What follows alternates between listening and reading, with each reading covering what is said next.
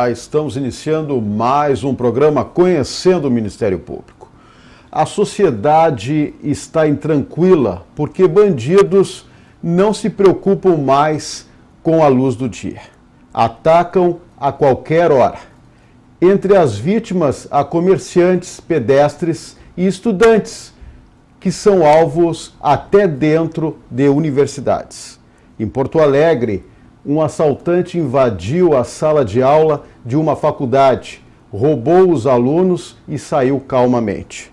Para falar sobre a audácia dos ladrões e a insegurança das pessoas, convidamos o promotor de justiça, Amilcar Macedo.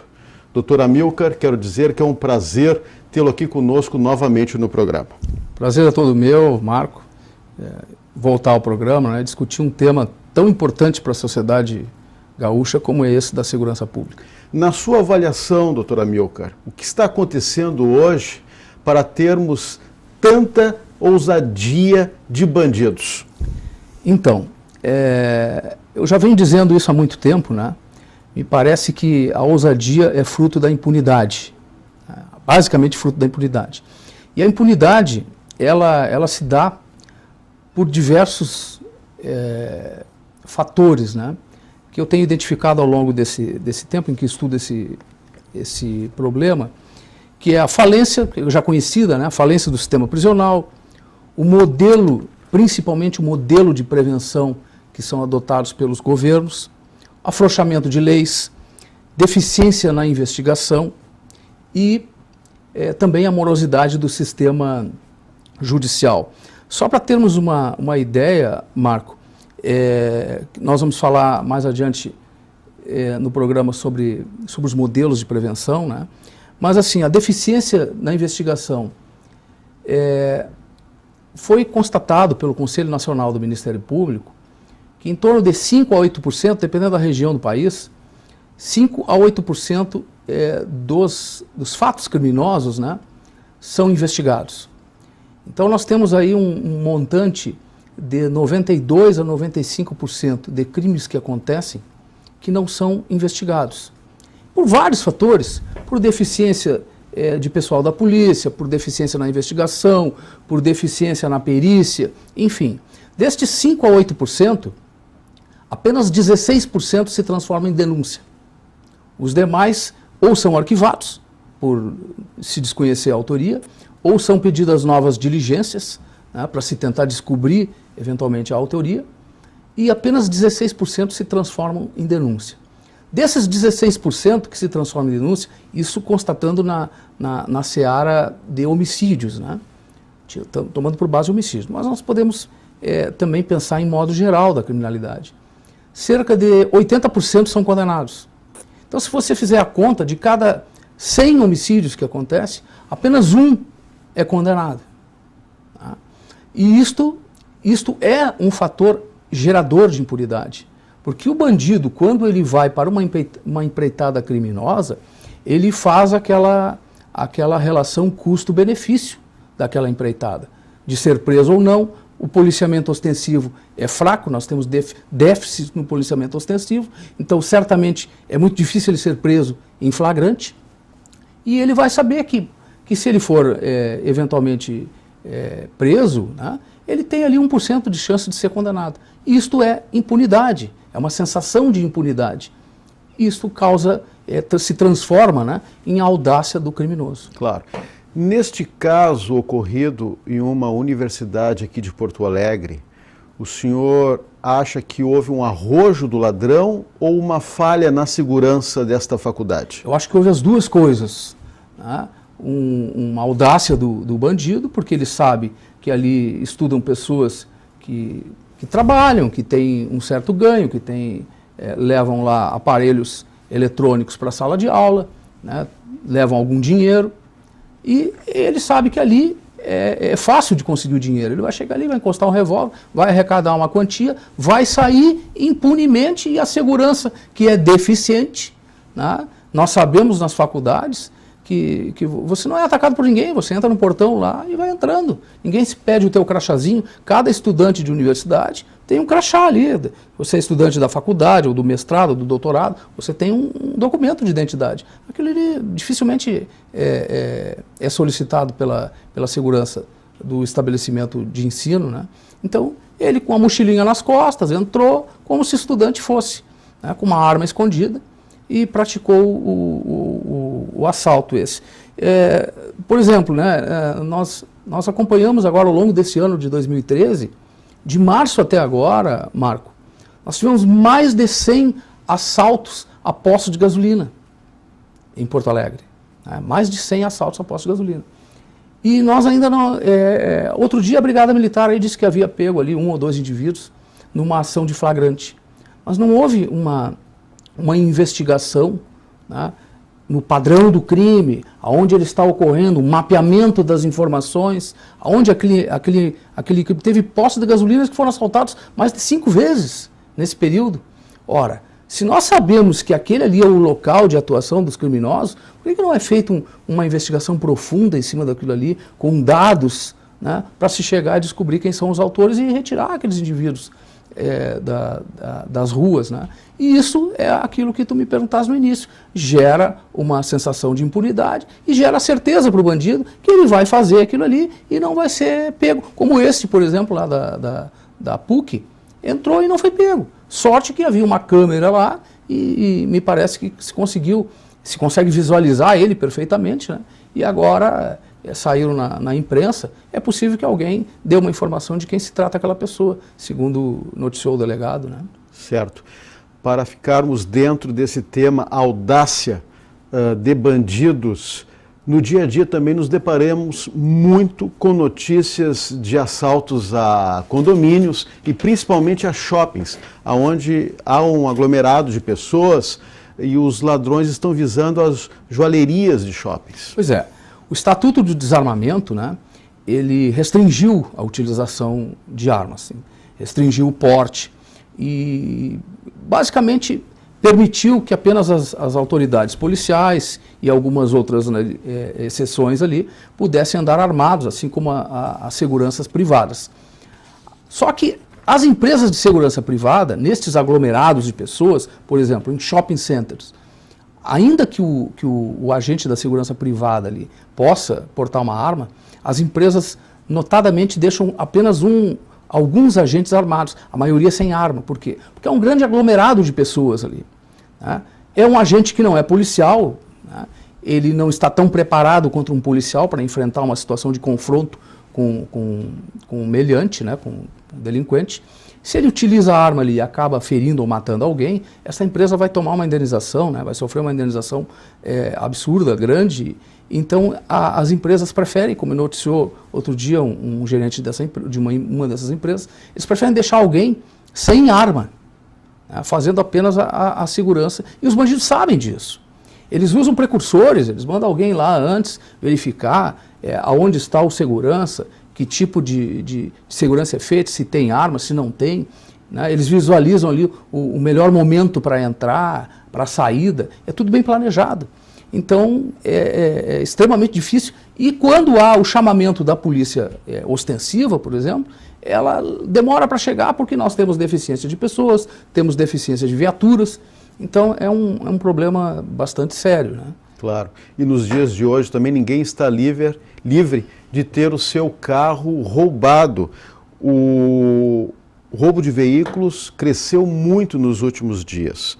E os ladrões estão aí.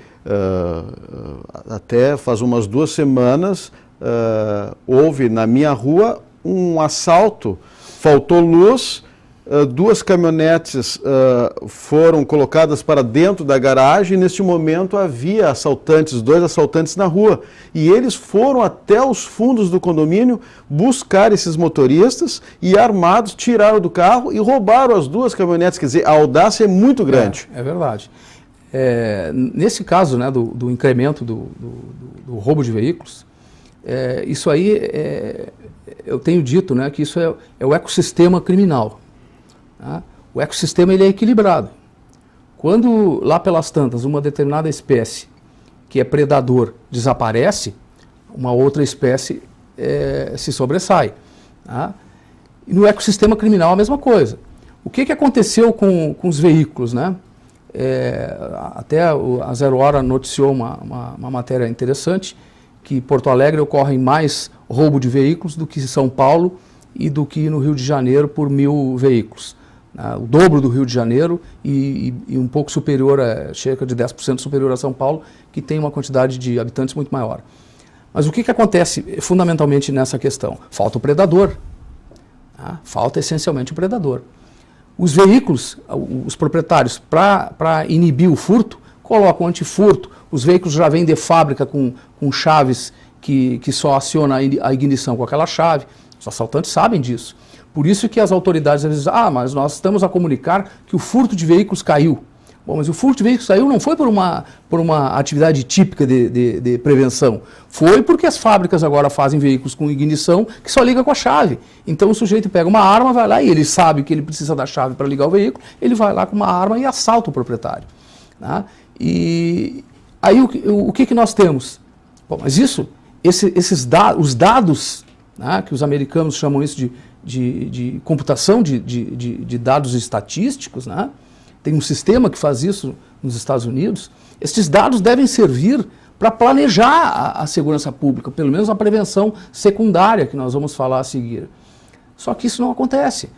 Agora, por exemplo, nós tivemos esse absurdo, esse incremento do número de roubos, ele não aconteceu agora, ele já vai acontecendo há vários anos.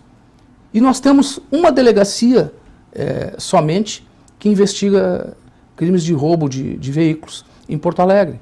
E temos uma outra só em Canoas. Temos 2 no estado inteiro. Aí agora parece que as autoridades falam, vamos instalar novas delegacias. Nós estamos atuando sempre reativamente e não de forma preventiva. Agora nós vamos instalar mais delegacias para cuidar do roubo de veículos. A questão dos homicídios, a polícia instalou novas delegacias para cuidar de homicídios. Quer dizer, sempre nós esperamos acontecer o fato para depois tomar uma medida preventiva. Os dados que vem alimentando o sistema ao longo dos anos, eles não servem para planejamento. Se espera, o planejamento policial, né, de segurança pública, espera acontecer o fato para depois tomar uma medida reativa. E isto gera impunidade. Claro. Uma outra situação, doutor Amilcar, é a migração de bandidos de cidades grandes para cidades menores, pacatas. Até cito um exemplo aqui que ocorreu no Rio Grande do Sul, na cidade de Cotiporã, onde assaltaram uma fábrica de joias, fizeram as pessoas de reféns, quer dizer, isso está acontecendo no país inteiro. Então, Marco, como eu falava o sistema de prevenção de criminalidade, né, a doutrina classifica como prevenção primária, secundária e terciária. A primária é aquela em que nós atacamos a causa do problema, etiologicamente. Né? Vamos atacar lá o problema no nascedouro do problema. Isto demanda são políticas públicas de segurança de médio e longo prazo. São aquelas que atacam lá na educação, no bem-estar social, na qualidade de vida, na moradia, no emprego. Tá? A prevenção secundária é aquela que nós atacamos o delito depois que ele acontece, né? Quando ele se manifesta, quando ele se exterioriza. Tá? Aí nós temos atividades de polícia, nós temos compra de viaturas, nós temos compra de armamento, né? Nós temos contratação de policiais. E a prevenção terciária é aquela focada exatamente no recluso, né, para evitar a reincidência, ela lá no sistema carcerário.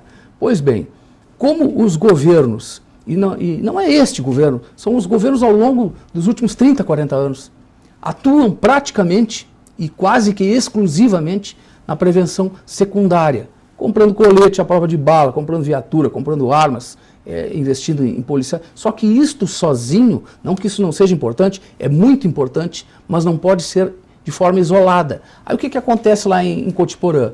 Como, por exemplo, a Polícia Militar no estado do Rio Grande do Sul tem um sistema de aposentadoria compulsória aos 35 anos.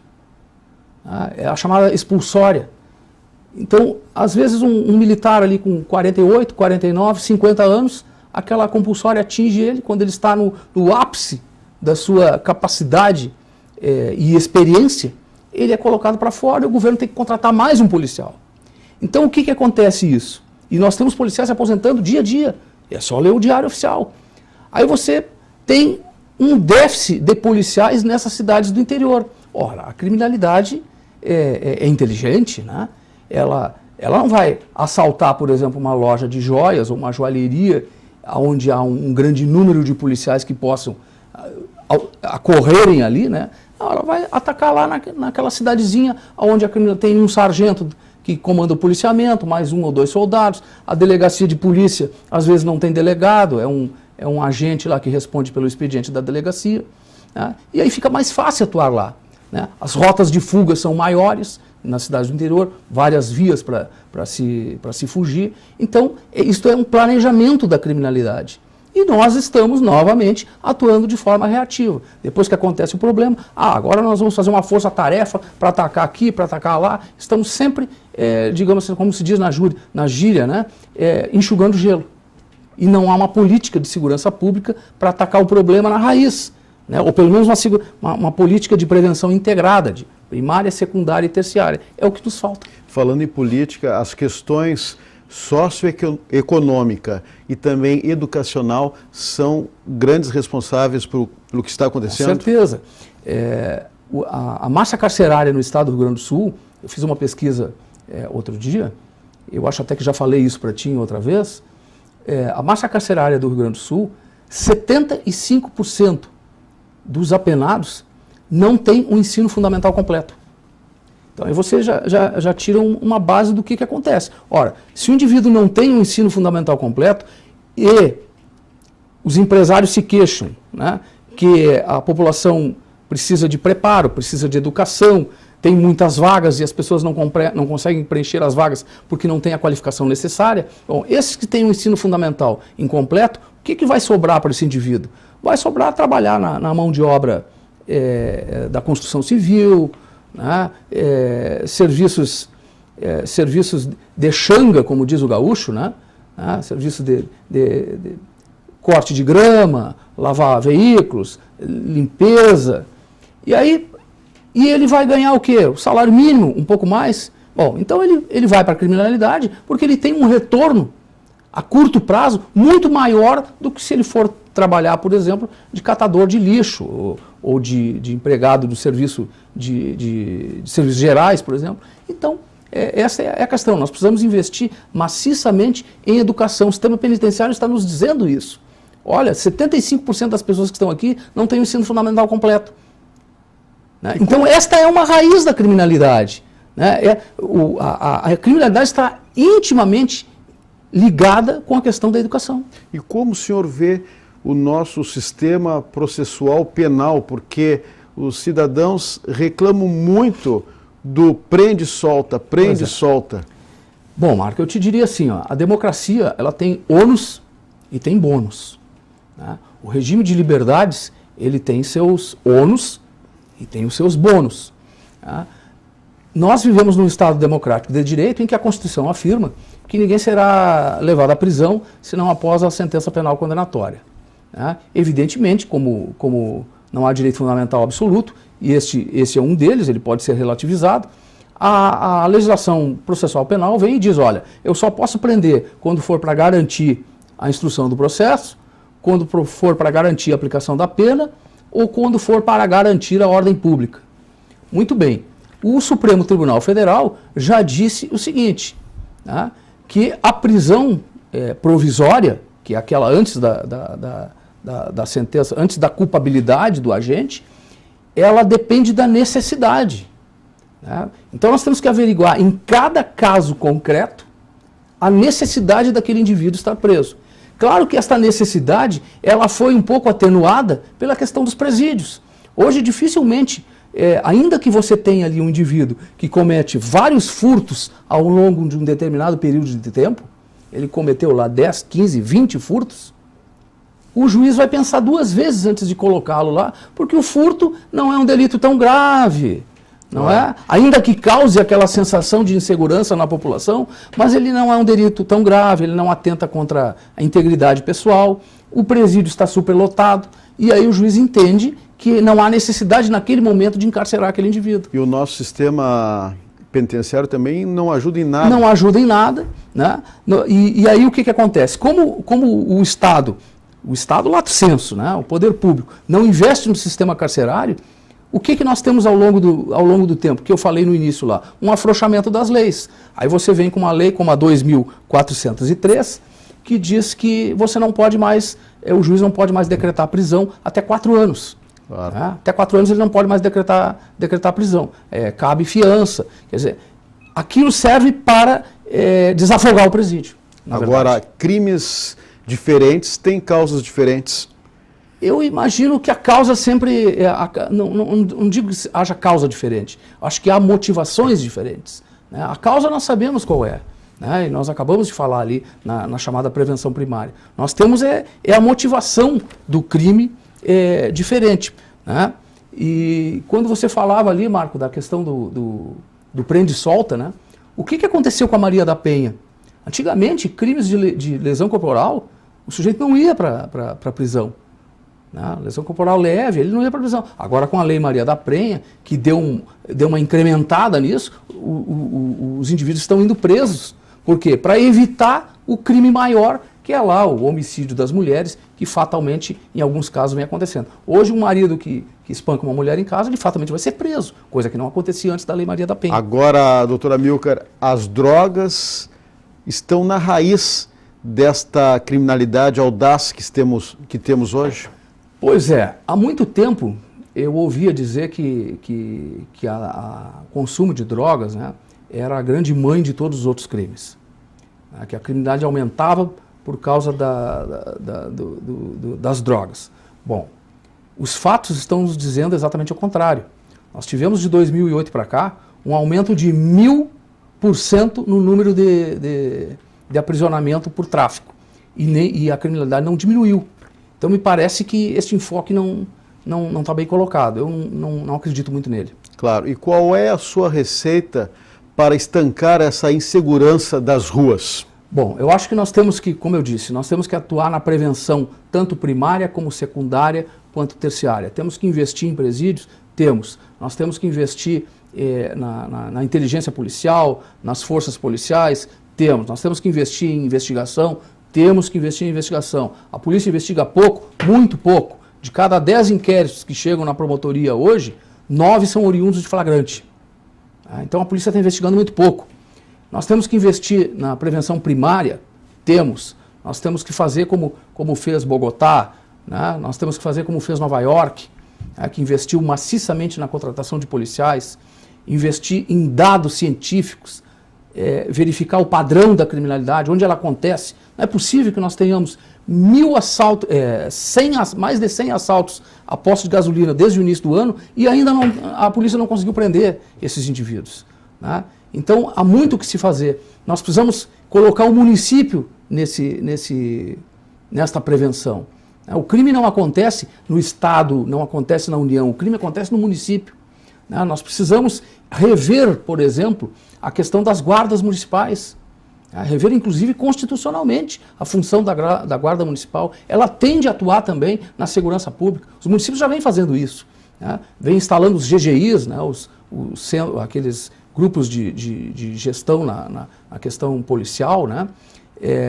Vem criando secretarias municipais de segurança urbana ou de segurança pública, né, qual seja a denominação. Então nós temos que trazer o município também para esta organização e atuar de forma concentrada, né, em toda a prevenção. Senão nós vamos continuar como nós estamos até agora, apagando incêndio aí, enxugando gelo e com um aumento cada vez maior da criminalidade.